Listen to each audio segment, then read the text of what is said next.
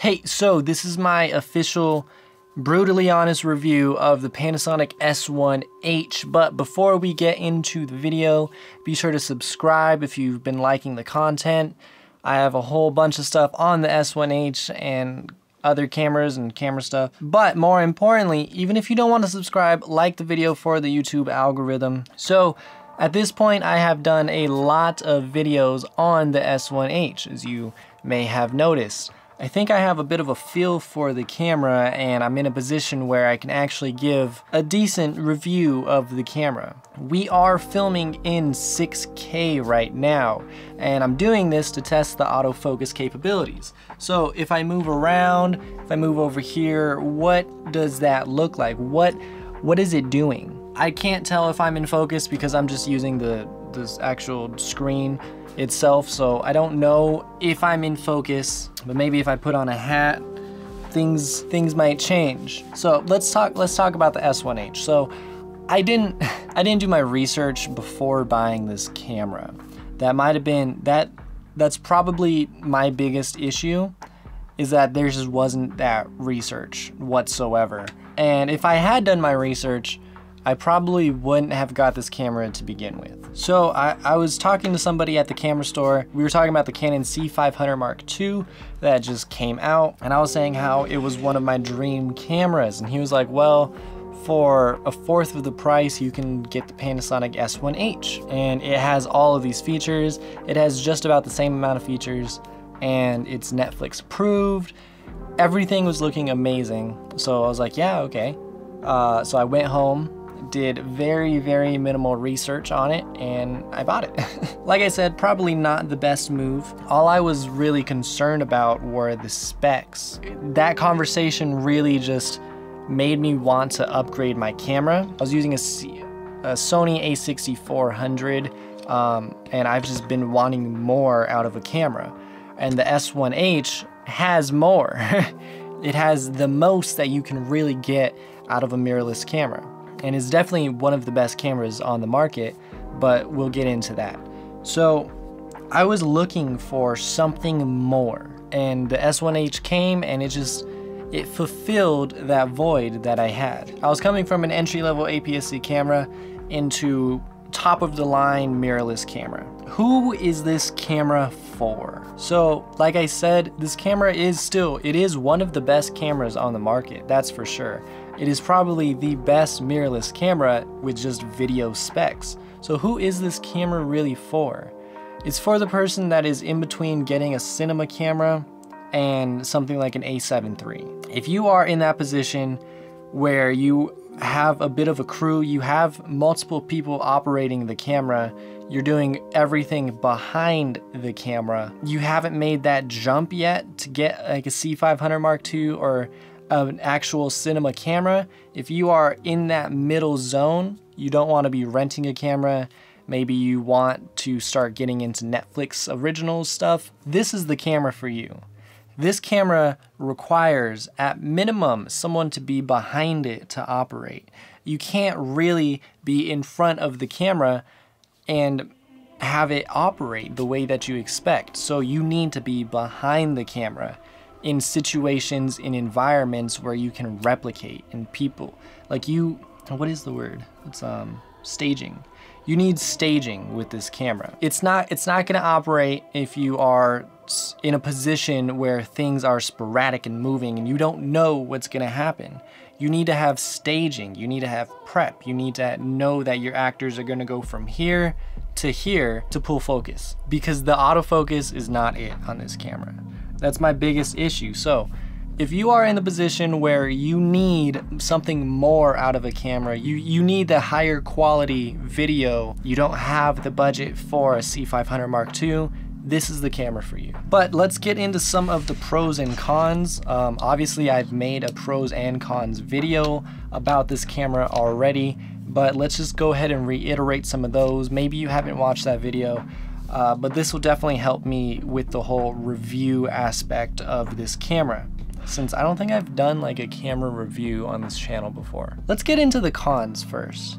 because there's definitely a lot more pros than cons, so let's just go into the cons. My number one con with this camera is the autofocus.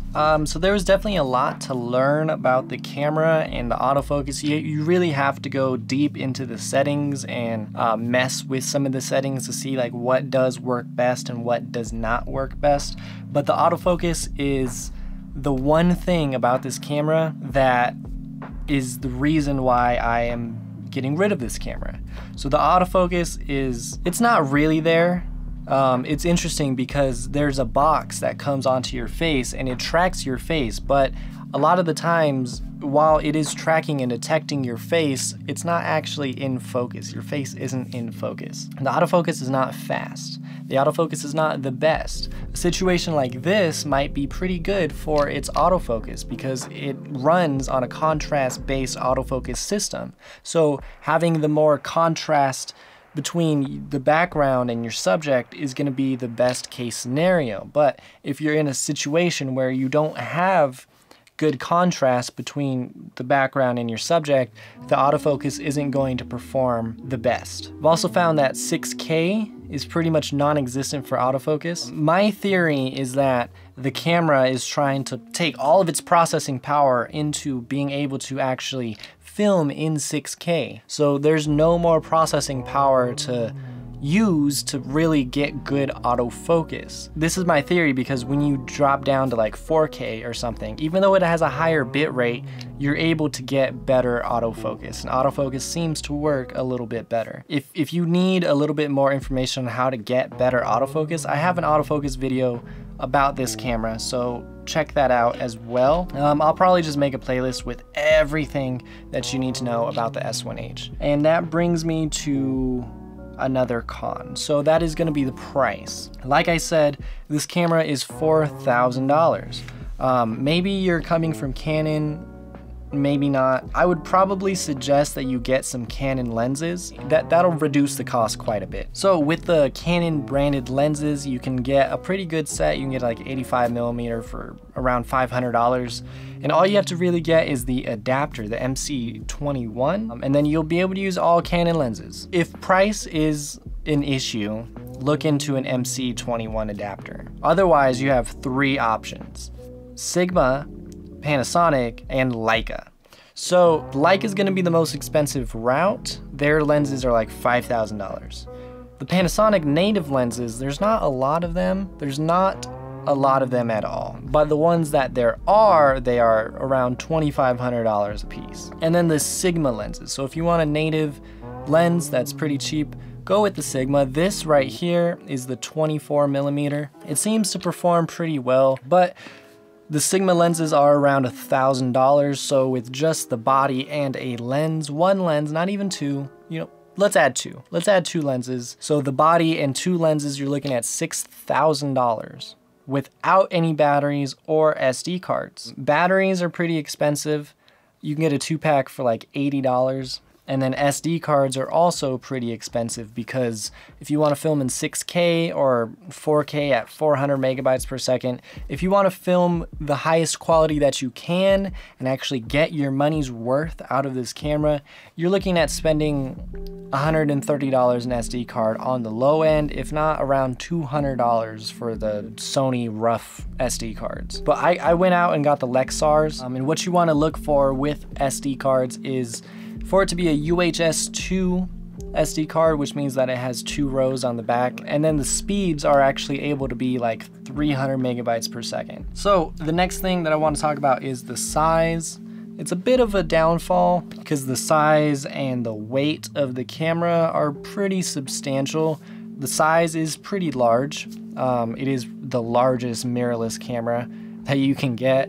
It's about the size of like a 5D. It's not quite the size of a 1DX, but it's around the size of a 5D. So it is up there, and it weighs quite a bit. The camera with a lens is about like 5 pounds. And this is important because it'll determine what kind of stabilization you can get for this camera.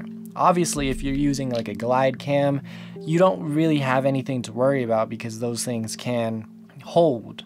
They will be able to hold this camera. If you want to go into a gimbal, there's not a lot of options for you. So you have to get something that has a payload of like 7 pounds or something like that. You can look into the Ronin M, the Ronin MX. The one I ended up going with was the Moza Air 2. It can hold like 10 pounds, so it's pretty good in that regard. It's a pretty good gimbal to go with. It's really cheap too, and it comes with the focus system, which you need with this camera. So it's like $600 with the focusing system. I would highly recommend it. Another thing that I just want to throw out there is going to be storage for your computer. You can only get like an hour or two with 256 gigabytes, filming at like 6K. So you're gonna go through a lot of storage on your computer. So you're definitely gonna wanna invest in terabytes and terabytes of storage. You're gonna wanna get as much storage for your computer as possible. That's another thing, actually, is your computer itself. You need a computer that can obviously edit 6K video. My computer's not that. You can't really edit 6K. So I have to make proxies and go through all of this long process. So it takes me longer to actually edit than it would with my 6400. So those are some more upgrades that you have to consider when getting this camera, is getting a fast computer, spending another $3,000 for a computer, getting as much memory as possible so you can actually store the footage that you're taking. So there's a lot in the price aspect.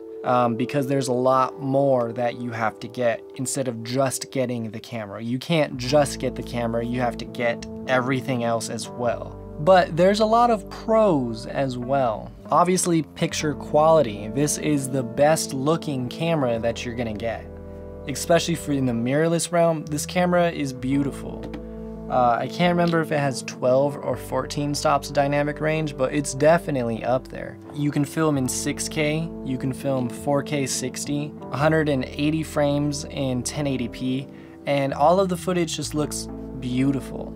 So Vlog is definitely the way that I would want to go, because there's just so much information that's being recorded that you can really grade this to your heart's extent.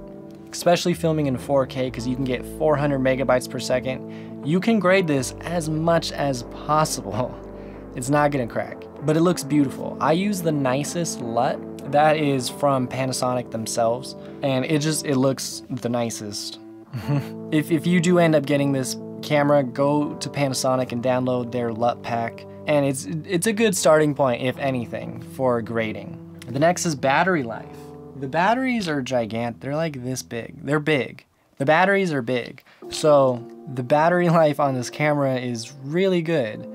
It should only last about an hour or so, but it seems like it lasts a lot longer than that. I don't feel like I have to change my batteries too often, but I also haven't been like using this camera all day, every day. So I don't know exactly how well the batteries work, but for me and my application, what I've been using the camera for, it has really good battery life. The next is IBIS. This camera has amazing in-body image stabilization. Amazing stabilization. You could definitely go handheld, but if you go onto some sort of stabilizer, it's almost too stable. The footage will be too stable, but the in-body image stabilization is the best that is on the market. It's so crazy how you can literally just handheld and get really good usable handheld footage. There's the fact that it's full frame and it doesn't crop in full frame, so it's literally full frame 6K. That's really good because I know like the EOS R has like a 1.5 crop, so you're basically using an APS-C camera at that point, but that has a massive crop in 4K and then another crop when you turn on the stabilization for it. So this doesn't have any crop. There are modes that do crop in, but for the most part there is no crop. You can go full frame. If you want to, you can definitely punch into Super 35 or Pixel Pixel. Super 35, you can kind of get a little bit more out of your lenses, and that'll turn like your 50 mil into like 75 mil and stuff like that. And then the Pixel mode, you can do digital pans with the camera, and there's just a lot of different options. So that's another thing. There's a lot of different options. There's a lot of different filming options. There's a lot of different ways to use this camera. There's buttons everywhere, so you don't have to go into the menu. The menu is only really there to go deep into the settings because you can change everything about this camera. You can change how the microphone socket works, whether it supplies phantom power or not. You can go in and change how you want zebras to work and the histogram, and you can change literally every single thing about this camera. You can get it to work exactly how you want it to work. There's a lot of different ways that tell you how it's recording too. There's 2 record buttons. The screen turns red. There is a red record button. I don't know if you can see it. And then there is another red recording light. So there's a lot of things that tell you that it's recording. There's a lot about this camera, and you don't have to go into the settings. You can change everything just with your hand right away. And that's something that I definitely love about it. And coming from the A6400, there was only like 4 programmable buttons, but with this one there's a lot. There is a lot. I can't stress that enough. The ease of use, after you set everything up, the ease of use with this camera, it's unmatched, it's unbeatable. Check the playlist if you need help setting up the camera, because there's a couple different videos in there about setting it up. I forgot to mention this under picture quality, but dual native ISO.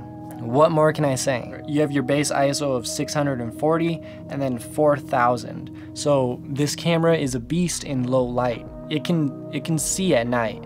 Paired with what I have right now, it's a Sigma 24mm 1.4. That 1.4 paired with a native ISO of 4000, you're gonna get super clean images. So clean. I'm telling you, the image quality that you get from this camera is amazing. You've been looking at it this entire time. You know, there's the flip screen. So it flips out, it flips up, it just articulates.